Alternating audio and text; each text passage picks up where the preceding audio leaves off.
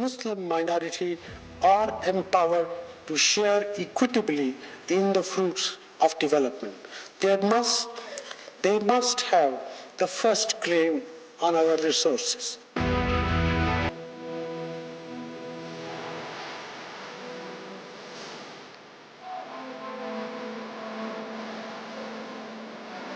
पहले जब उनकी सरकार थी उन्होंने कहा था कि देश की संपत्ति पर पहला अधिकार मुसलमानों का। भाषण दे रहे हो कि महिलाओं के जेवर, महिलाओं के गहने, वो संपत्ति कांग्रेस पार्टी सूफियों को दे रहे। ये पहला पेज में कांग्रेस पक्ष में मत हुआ, मुझे घबरा गई तो प्रधानमंत्री जी, अमित शाह जी बार बार दौरे करने लग गए राजस्थान के अंदर, घबरा गए।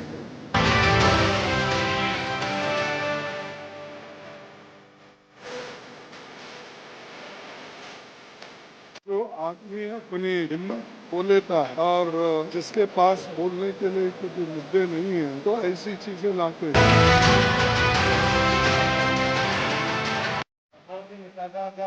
देश के रिसोर्सेज पर पहला अधिकार देश के याद करिए, में कभी सकते हुए आंध्र प्रदेश में मुस्लिम के लिए रिजर्वेशन दिया गया कि नहीं।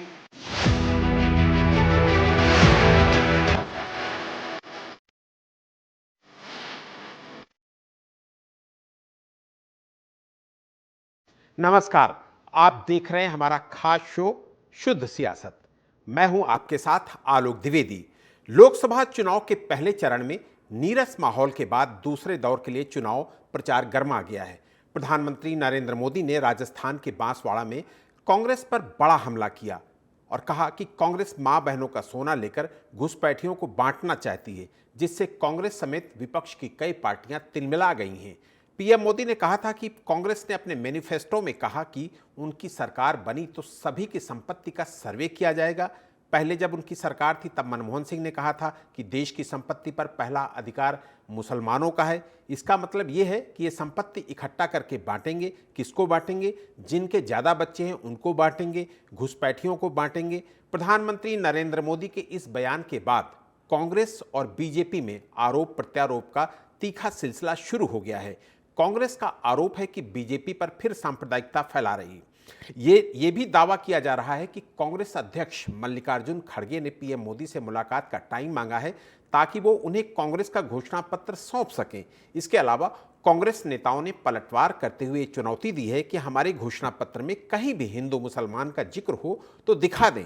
इसके जवाब में बीजेपी ने पूर्व पीएम डॉक्टर मनमोहन सिंह का वीडियो रिलीज किया और बीजेपी नेता अमित मालवीय ने कांग्रेस घोषणा पत्र के कुछ हिस्सों को ट्वीट कर कांग्रेस के दावों को खारिज करने की कोशिश की। उधर एआईएमआईएम चीफ असदुद्दीन ओवैसी ने आरोप लगाया कि पीएम मोदी ने मुसलमानों को घुसपैठिया बुलाया और कहा कि उनके ज़्यादा बच्चे होते हैं।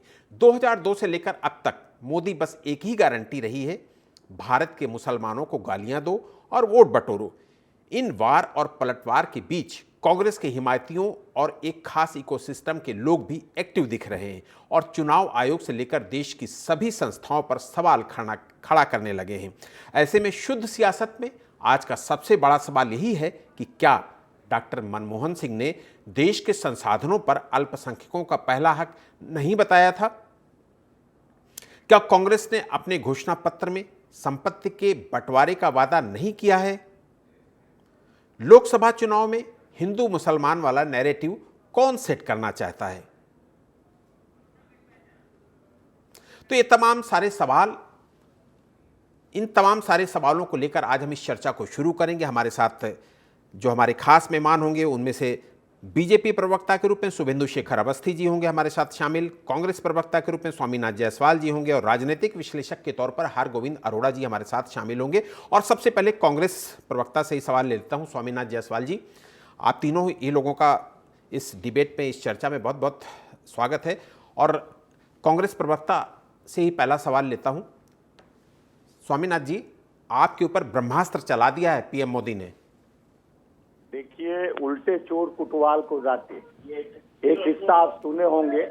मोदी जी खिसियाई बिल्ली खंभा नोचने वाला काम कर रहे हैं। जिस तरह से देश में चंदा लो धंधा दो जब शुरू हुआ, माननीय सुप्रीम कोर्ट ने इलेक्ट्रिक बॉन्ड को जब से सामने लाया है, जो कहते हैं हिंदू और सनातन की बात करते हैं, और वो 20 व्यापारियों से चंदा, और जो आप देखेंगे 14 से पहले 40-45 हजार का जो बाइक मिलता था, अब 1 लाख रुपए का से ऊपर मिलता है, और सोने का दाम 75,000 10 ग्राम का हो गया। तो ये सरकार अपने ऊपर कीचड़ न लगा के दूसरे ऊपर बॉल फेंकने की कोशिश मोदी जी कर रहे हैं। जहां मनमोहन सिंह जी का नाम लिए, मनमोहन सिंह जी तो SC/ST अल्पसंख्यक को बोले कि पहला अल्पसंख्यक में खाली मुसलमान नहीं होते, अल्पसंख्यक में कई जात होते हैं। तो उन्होंने जिस तरह से जात धर्म को राजनीति ध्रुवीकरण का, तुष्टीकरण का हथियार बनाने का कोशिश। स्वामीनाथ जी आपके पास आऊंगा। शुभेंदु जी से एक सवाल ले लेता हूं। शुभेंदु जी, सबका साथ सबका विकास ये नारा था, अब हिंदू मुसलमान पे बात जा रही है इलेक्शन के पहले चरण के बाद। देखिए आलोक जी, जो तो आपके चैनल पर जितने भी लोग सुन रहे हैं, जो लोग हैं हमारे व्यूअर्स हैं, उनको बहुत नमस्कार मेरा। और आज मैं इस चीज को बड़ा क्लियरिटी में बताना चाह रहा हूं कि भारतीय जनता पार्टी का काम है सबका साथ सबका विकास और सबका प्रयास। देश में जितने लोग भी इस देश को अपना देश मानते हैं, इस भारत को अपना भारत मानते हैं, इस भारत को विकसित भारत बनाना चाहते हैं, वो सब लोग एक हैं। इसमें हिंदू मुस्लिम और सिख ईसाई की बात नहीं है। परंतु क्या मनमोहन जी ने ये बात नहीं कही कि इस देश के संसाधनों पर सबसे पहला हक मुसलमान का है? क्यों कहा उन्होंने बात? आज यदि इस तरीके के तुष्टीकरण का, आज पेज नंबर 9 के मैनिफेस्टो पे जाइए, आपका खुद कांग्रेस का मैनिफेस्टो, मेरे को लगता है कि हमारे साथी प्रवक्ता ने जरूर पढ़ा होगा, और उसमें आप देखिए किस तरीके से पेज नंबर 9 पे जो 9 पॉइंट हैं, उन सभी 9 पॉइंट्स के ऊपर मैं पूछना चाहता हूं कि एक एक पॉइंट को जरा पढ़िएगा। पॉइंट नंबर 1, पॉइंट नंबर 2, 5 क्या लिखा है कि हमारी सरकार आएगी तो हम सर्वे कराएंगे, और जो लोगों को, जो मुस्लिम समाज के लोग हैं, इनको विदेश भेजेंगे पढ़ने के लिए। अरे जनाब, काहे के लिए मुस्लिम समाज के लिए? हर भारत के व्यक्ति को क्यों नहीं भेजा जाएगा? आप इस तरीके का मैनिफेस्टो लिखोगे, इस देश में इस तरीके का तुष्टीकरण करोगे। शुभेंदु जी आपके पास आऊंगा। अरोड़ा जी से भी एक सवाल ले लेता हूं। अरोड़ा जी, जाति जनगणना के अलावा वेल्थ सर्वे कराए जाने की भी, इस जो अभी हम लोग शुभेंदु जी चर्चा कर रहे थे, वो शायद ठीक से ब्रीफ नहीं कर पा रहे थे, लेकिन वेल्थ सर्वे की भी बात कही गई है कांग्रेस के घोषणा पत्र में। तो ये वेल्थ सर्वे क्या है? देखिए, नमस्कार, वंदे मातरम। देखिए, सबसे पहले कांग्रेस अपने पिछले 10, 15, 20 वर्षों से की हुई गलतियों को समझने का प्रयास ही नहीं कर रही, और वो परिपक्वता जो देश के सबसे पुराने राजनीतिक दल में होनी चाहिए, वो तो चुनाव के समय भी कहीं नहीं दिखाई दे रही, और ना ही वो उनके नेताओं में दिखाई दे रही है, ना ही वो उनके प्रवक्ताओं में दिखाई दे रही है, और ना ही वो ऊर्जा और वो काम करने का जज्बा उनके सामान्य जमीन पर कार्यकर्ता का दिखाई दे रहा है। हाँ, जहां तक सर्वे की बात रही, हम आप छोटे होते थे, जब बचपन में हमने देखा इंदिरा जी के समय में, या जब भी कांग्रेस का ये नारा होता था, जात पे न पात पे, मोर लगेगी हाथ पे। तो आज ये वही कांग्रेस है जो जात पात की राजनीति करके क्या देश को बांटना चाहती है? क्या देश के भाईचारे को और समाज को बांटा जाएगा? अभी भाजपा प्रवक्ता ने मनमोहन सिंह जी के, और इवन प्रधानमंत्री जी ने भी उनके बयान का जिक्र किया कि मुस्लिमों का पहला उस पर अधिकार है। तो अरे, जब अरोड़ा जी आपके पास आऊंगा, वक्त हो चला एक छोटे से ब्रेक का। ब्रेक के बाद चर्चा का क्रम जारी रहेगा।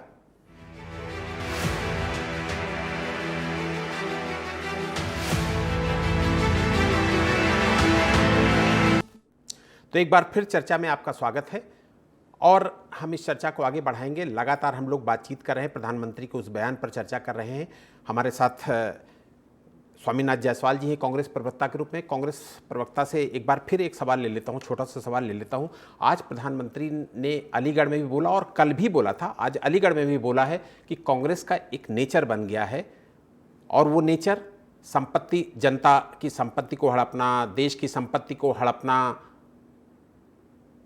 हरनाथ, स्वामीनाथ जी, स्वामीनाथ जी, आप हमारी बात सुन पा रहे हैं? शुभेंदु जी से सवाल ले लेता हूं। शुभेंदु जी, क्या पहले चरण के बाद ये बीजेपी का अग्रेशन माना जाए, जिस ढंग से प्रधानमंत्री लगातार अग्रेसिव है इंडी गठबंधन पर? पहले चरण में 2019 में हमारे पास लगभग 40 सीटें थी 102 सीटों में, जिसका अभी तक वोटिंग हुई है। और इस बार हम लगभग 60 से 65 सीटों के ऊपर हमारी सरकार, मतलब हमारी सीटें आ रही हैं।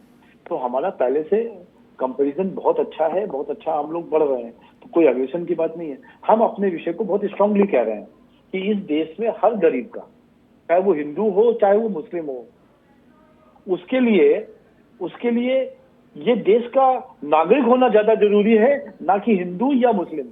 कांग्रेस कह रही है कि हम मुस्लिम लोगों को बढ़ावा देंगे, ये विषय को कहना चाहते हैं।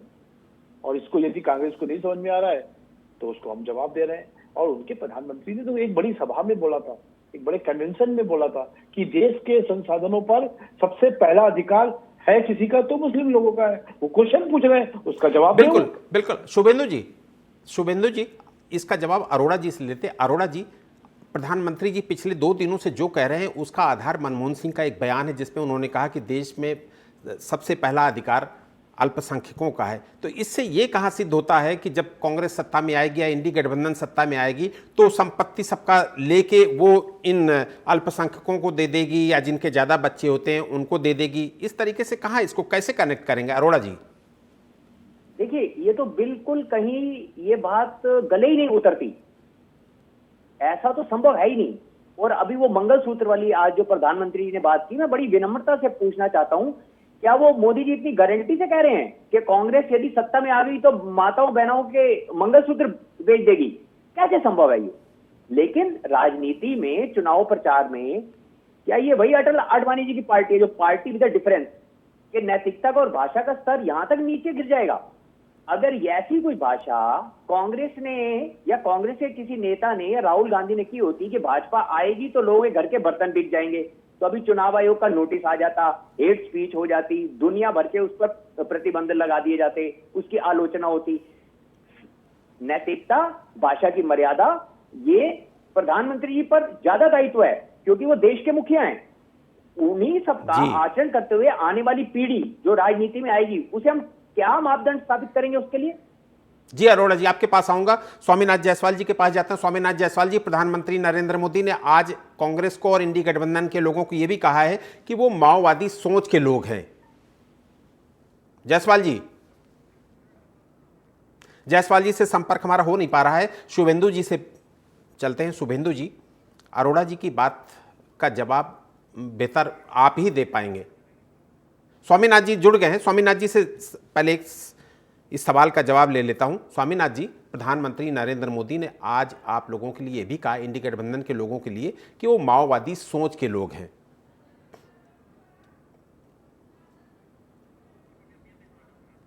शुभेंदु जी, स्वामीनाथ जी से हमारा संपर्क नहीं हो पा रहा, आपसे एक सवाल ले लेता हूं। जो अरोड़ा जी ने बोला कि शब्दों की गरिमा का ध्यान रखने की जिम्मेदारी प्रधानमंत्री की बड़ी होती है, क्या शब्द गलत है? उनको, अरोड़ा जी को क्या खराब लग रहा है? और यदि वो ये समझ नहीं सकते हैं और विषयों को अलग तरीके से ले जा सकते हैं तो उसका भी जवाब देता हूं मैं। जी, जिस दिन ममता बनर्जी ने कहा कि हम ये अपने राज्य में एनआरसी, सीएए और एनपीआर नहीं लागू होने देंगे, किसी भी कांग्रेस के नेता ने ये बात कही कि इस देश के अंदर एक कानून होना चाहिए? किसी ने ट्वीट किया क्या? तो माओवादी विचारधारा कैसे नहीं है? ये विचारधारा है माओवादी है कि जहां देश के लिए एक कानून होने की बात करते हैं, वहां पर वो कहते हैं कि हम मुस्लिम समाज के लिए उनका जो पर्सनल लॉ है उसके हिसाब से कानून चलाएंगे। 1936 में मुस्लिम लीग ने भी यही कहा कि हम शरिया का कानून से देश को चलाएंगे। तो क्या फर्क रह गया 1936 से लेके आज तक के में 2024 में? माओवादियों में और प्रधानमंत्री में तो अंतर है। अगर माओवादी जवाब बोलेंगे तो राष्ट्रवादी बोले। भैया जवाब दे रहा हूं आपको। भैया मैं तो सीधी सी बात कर रहा हूं, जो जिस तरीके के प्रश्नों को समझता है उसको वही जवाब दे रहे हैं। आपको लगता नहीं है कि कांग्रेस को एक ट्वीट करना चाहिए संदेश खाली के रेप के ऊपर? नहीं किया उन्होंने। और सारी जनता तो माओवादी नहीं है ना। भाई एक जनता बात संदेश नहीं, देश जनता की को सारी जी आप लोग जनता बने को रहिए हमारे देना। साथ, वक्त हो चला एक छोटे से ब्रेक का। ब्रेक के बाद चर्चा का क्रम जारी रहेगा।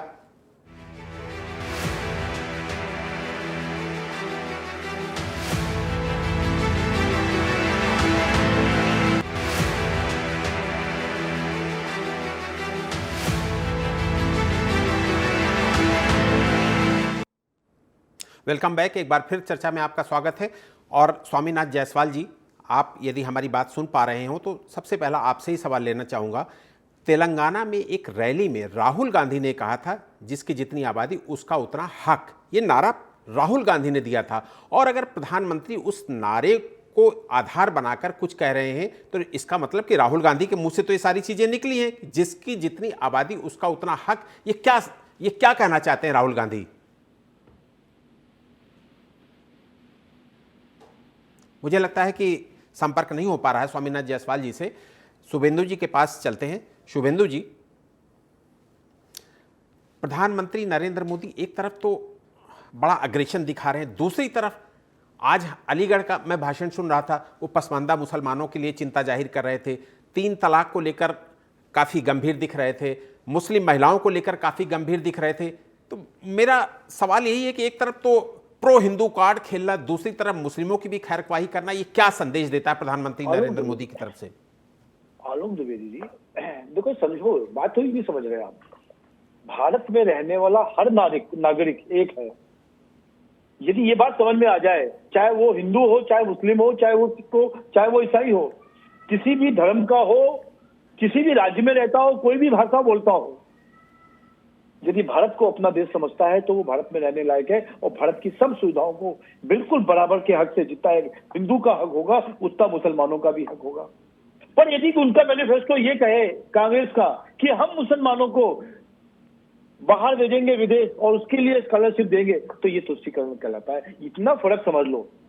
भारतीय जनता पार्टी और कांग्रेस के अंदर ये फर्क है कि भारतीय जनता पार्टी कहती है कि भारत का सब नागरिक बराबर की तरीके से चलेगा, पर कांग्रेस कहती है कि खाली हम मुस्लिम समाज के लोगों को, लिखा है आज का पेज नंबर 9 पे लिखा है जो इनका मैनिफेस्टो है कि मुस्लिम समाज के जितने लोग होंगे उनको विदेश ले जाने के लिए स्कॉलरशिप देंगे।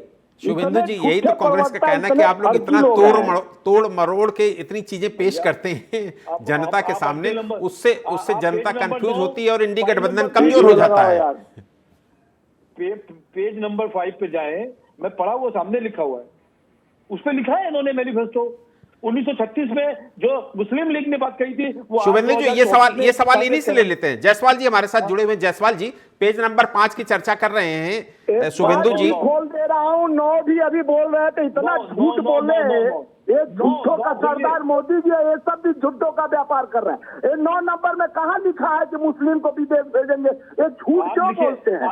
9 नंबर और 5 नंबर में कहाँ लिखा है? इन्हीं को मिला है क्या? मैंने झूठ बोलने का ये लोग व्यापार करते हैं। राहुल गांधी जी हमेशा कहा है कि जिसकी जितनी हिस्सेदारी उनकी भागीदारी, पिछड़ों का SC/ST का, मुस्लिम का कब कहे हैं? कौन सा भाषण में कहे मुस्लिम का हिस्सेदारी? ये हिंदू मुस्लिम करके राइट कराने वाली पार्टी, हिंदू मुस्लिम करके तुष्टीकरण करने की पार्टी है। मोदी जी भी वही कर रहे हैं, इनके जितने हैं वो कर रहे हैं। कौन सा पेज पे लिखा है? ये मैंने मेरे हाथ में झूठ बोल रहा है। 9 नंबर पेज पर बताए, पहले 9 नंबर पेज में पढ़ के बताओ क्या लिखा हुआ। मैं पढ़ा के सुना रहा हूँ। वी विल आईना लगा लो। झूठ बोलने का कम तुम लोग, जितना झूठ बोल के जनता समझ गई है कि फर्जी और इंडिया साइनिंग के नाम पर जैसे अटल जी चले गए, अब आपके 400 पार नहीं, अब कड़ी पार होने वाले हो आप। जायसवाल साहब सुन लो पहले, मैं तो पढ़ा रहा हूँ। झूठ बोलोगे तो नहीं सुनूंगा। झूठ बोल रहे हो। 9 नंबर पेज पर पता है, 9 नंबर पेज पर पढ़ के मैं बताता हूँ। 9 नंबर पर लिखा, वरिष्ठ नागरिकों, विधवाओं को, दिव्यांगों के लिए पेंशन में केंद्र सरकार योगदान 200 से 500 रुपए प्रति माह। दूसरा है कांग्रेस के वरिष्ठ नागरिकों को आसानी कानून की सेवाएं उपलब्ध। तीसरा है कांग्रेस के माता पिता वरिष्ठ नागरिकों का भरण पोषण। चौथा है कांग्रेस के वरिष्ठ नागरिकों का सार्वजनिक रेल। और आप झूठ बोलोगे। शुभेंदु जी की बात भी सुन लीजिए, शुभेंदु जी की भी बात सुन लीजिए। हमारे कहाँ लिखा हुआ है? सुनो, पढ़ के 420 पार्टी के तुम लोग झूठ बोलते हो। कहाँ लिखा हुआ मुस्लिम? चिल्लाओ मत, सुनो तो पहले। झूठ बोलते हो, सुन तो लीजिए। झूठ बोलते हो, इसमें कहाँ लिखा हुआ? अरे सुनोगे तो समझोगे ना। जी शुभेंदु जी, संक्षिप्त में जवाब दे दीजिए, फिर उसके बाद अरोड़ा जी के पास जाएंगे। अरोड़ा जी के पास तुष्टिकरण करते हो। अब आप चिल्लाएंगे तो नहीं पूछा चलेगा। नहीं है, चंदा चोर 8.5 करोड़ पे चंदा लिया, अरे सिर्फ सुन तो व्यापारियों से लीजिए। लिए, अरे चुप रहो पहले। व्यापारियों से लिए, सुन लो पहले। मजदूरों से लिए। सुनो तो पहले। जायसवाल जी शुभेंदु जी का जवाब ले लेते हैं। जायसवाल जी पेज नंबर 9 में क्या लिखा है, पेज नंबर 5 में क्या लिखा है, शुभेंदु जी से बात कर लेते हैं, उसके बाद अरोड़ा जी से एक स्पेशल कमेंट ले लेते हैं। सुनाता सुन हूँ, तो लीजिए। लिखा है page number 9 point number 4, we will restore the Maulana Azad scholarship for study abroad and increase the number of scholarship minority. ये क्या है? चलेगी। कौन सा पेज नंबर हमारे पास पड़ा हुआ था? अरे इंग्लिश भी पढ़ा करो, इंग्लिश का जो मैनिफेस्टो है। इंग्लिश तुम लोग ज्यादा अच्छा, आप जायसवाल जी और शुभेंदु जी आपके पास होऊंगा। अरोड़ा जी से एक सवाल ले लेता हूँ। अरोड़ा जी, आप देख रहे हैं कि प्रधानमंत्री के इस बयान ने पूरे देश में सियासी हलचल मचा दी है। अरोड़ा जी, आपको हमारी आवाज सुन पा रही है? मोदी जी, और आप लोग व्यापार बना रहे हो, चंदा चोर इस मचाए। प्रधानमंत्री के इस बयान ने पूरे देश में सियासी हलचल मचा दी है। बीजेपी को इसका किस हद तक फायदा मिलने वाला है? अब चूंकि दूसरे चरण के लिए भी बिल्कुल नजदीक आ गए हम लोग। देखिए, ये तो स्वाभाविक है कि बीजेपी को तो इसका लाभ मिल ही गया। और अभी मैं क्षमा चाहूंगा, भाजपा के प्रवक्ता बार बार अंग्रेजी का इतना गुणगान कर रहे हैं, इन्हें पता होना चाहिए, इन्हीं के नेता, सर्वोच्च नेता मोदी जी ने अंग्रेजों के नाम से सड़कों के नाम भी हटा दिए। और आप इतना प्रेम ना दिखाएं अंग्रेजी से। आप मेरी बात को माइंड ना कीजिए। हाँ, आए बात कि भाजपा को इससे क्या लाभ मिलेगा। कोई भी स्टार प्रचारक कोई बयान देता है, उसको अर्थ पता होता है और उससे होने वाले परिणाम भी उसको पता होते हैं। डॉक्टर एक 500 mg की जो एंटीबायोटिक देगा, तो डॉक्टर को पता होगा कि 5 घंटे बाद या 8 घंटे बाद इसके परिणाम क्या होंगे। लेकिन कांग्रेस विफल रहती है हर जगह। कांग्रेस के प्रवक्ता, कांग्रेस के नेता उसको काउंटर करने में, क्यों नहीं वो उसके बदले में अपने। लेकिन अब कांग्रेस ने तो बिल्कुल लगता है ये ठान ही लिया। बिल्कुल अरोड़ा जी, वक्त कम है, चर्चा को यही विराम देना पड़ेगा। आप तीनों मेहमानों ने हमारे तमाम सवालों का जवाब दिया। आप तीनों मेहमानों का शुक्रिया, बहुत बहुत शुक्रिया। और प्रधानमंत्री के इस बयान ने निश्चित रूप से एक बार फिर सियासी माहौल को गरमा दिया है। इसका असर क्या होगा ये 4 जून को ही पता चलेगा। लेकिन इस ब्रह्मास्त्र से एक खास बात ये जरूर कहूंगा कि विपक्षी गठबंधन भी हतप्रभ है। खबरों का सिलसिला यूं ही जारी रहेगा। आप देखते रहिए TV 27 न्यूज़।